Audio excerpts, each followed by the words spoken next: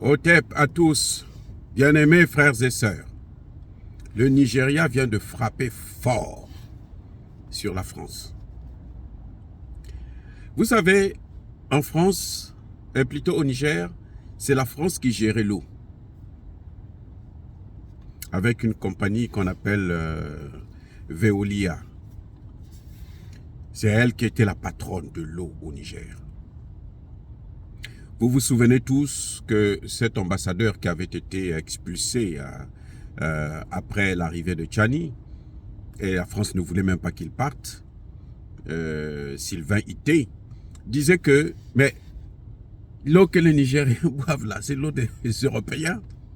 C'est-à-dire qu'il contrôlait tellement le domaine de l'eau au Niger qu'il a pensé maintenant que, en fait, l'eau au Niger leur appartient et le Niger leur appartient. Et il croyait narguer les Russes en disant que mais l'eau que vous buvez au Niger, là, à Niamey, c'est pas les Russes qui vous donnent ça, c'est l'eau des Européens. Donc, il donnait l'impression que l'eau du Niger venait de l'Europe. Ça venait jusqu'à... il quittait avec l'eau en Europe et puis il venait distribuer ça au Niger. Des gens qui eux-mêmes, ils ont des difficultés pour avoir l'eau. Ils sont venus au Niger. C'était eux qui avaient le contrôle de l'exploitation, le traitement et la distribution de l'eau du Niger. C'est-à-dire qu'ils avaient ça gratuitement, bien sûr. Puisque l'eau qu'ils distribuaient à Niamey, l'eau des Nigériens, c'était moyennant une rémunération. Ils étaient payés pour ça. Mais ce n'est pas leur eau. Eux, ils traitaient seulement l'eau des Nigériens. Et là, le gouvernement de Tchani vient de frapper fort. Qu'est-ce qu'il a fait?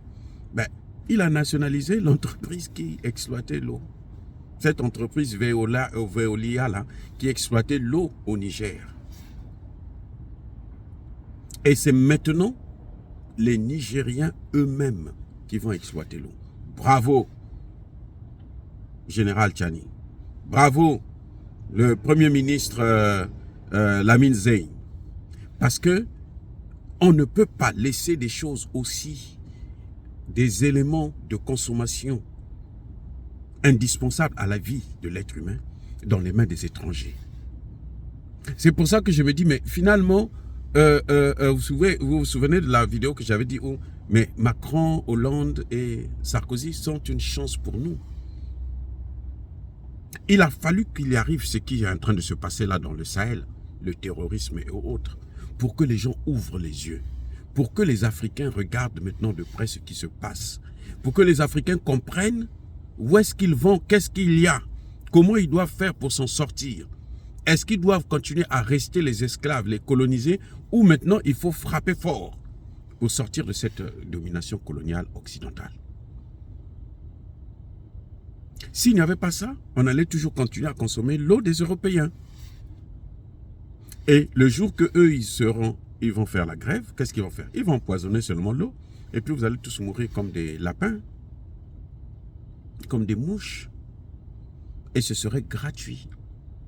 Vous voyez, en tout cas, bravo, nous remercions le Dieu Tout-Puissant qui a donné à la France ce genre de dirigeants de l'époque de Louis XIV, même pas. Au moment où les Africains maintenant regardent de près, les Africains maintenant comprennent les enjeux de la communauté internationale. Ce qui se passe exactement. La politique,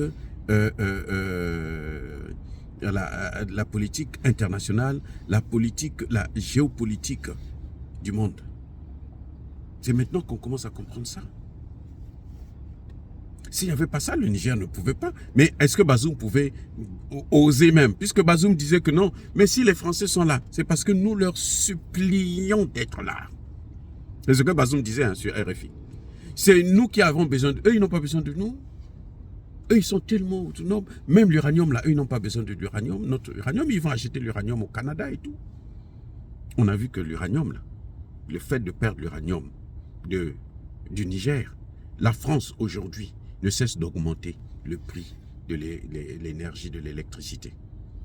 Ça vient d'augmenter encore. Hein. Vers la fin de l'année 2023, là, ils avaient augmenté. Maintenant, ils sont encore en train d'augmenter. Tout ça, ce sont les conséquences de la perte du Niger. C'est pour ça que pour le Niger, pour le général Tchani, comme disait le Premier ministre malien, nous sommes sur un point de non-retour. On ne peut plus reculer. Parce que si on recule, ça va être plus grave que si on s'était laissé faire, on s'était laissé abandonner, on s'était laissé coloniser, esclavagiser par ces Occidentaux. Maintenant là, la moindre erreur, elle sera fatale. Non pas pour Tchani, mais pour tout le Niger, pour tout le Sahel et pour toute l'Afrique. Voilà ce qui est en train de se passer. Et le succès du Sahel, ce sera le succès de tout le continent africain. Dire cela, c'est inciter à la haine ou à la violence. Non. Bien-aimés frères et sœurs, Yaba, colère, Yamalem. Encore une fois de plus, soyez bénis. Bravo, mon général, pour avoir chassé définitivement. Les Français n'ont plus rien. Ils n'ont plus l'uranium, ils n'ont plus l'eau, ils n'ont plus le pétrole, le gaz du Niger. Ils n'ont plus rien chez nous. Maintenant, nous pouvons savourer nos matières à nous. Le combat n'est pas fini. C'est vrai qu'il y a encore les Américains qui sont là. Parce qu'eux aussi, il faut se débarrasser d'eux. Henry Kissinger, un Américain qui est très influent. C'est lui qui a influencé la politique américaine ces 20, 30, 40 dernières années. Il disait, être ami des Américains est dangereux. Être ennemi est fatal. En un mot, que vous soyez amis, que vous soyez ennemis, vous êtes sur la même longueur d'onde. Vous êtes la cible. Les Américains n'ont ni amis, ni frères et sœurs. Ils n'ont que des intérêts.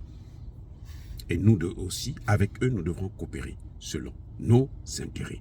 Et nos intérêts actuels, ça ne rime pas avec les intérêts des gens qui ont amené le terrorisme chez nous, parmi lesquels les Américains, les Français, les Allemands, les Anglais et autres.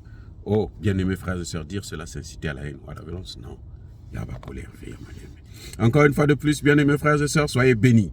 Soyez abondamment bénis par le Dieu des Kémites et par nos ancêtres angélisés. Mais que tous ceux qui persécutent le continent africain le pillent et le déstabilisent, qu'ils soient noirs, blancs, chinois, arabes, indiens, juifs ou qui qu'ils soient punis, maudits, foudroyés, neutralisés, écrasés, effacés par le Dieu des Kémites et par nos ancêtres angélisés. Vive l'Afrique éternelle. J'ai dit et j'assume.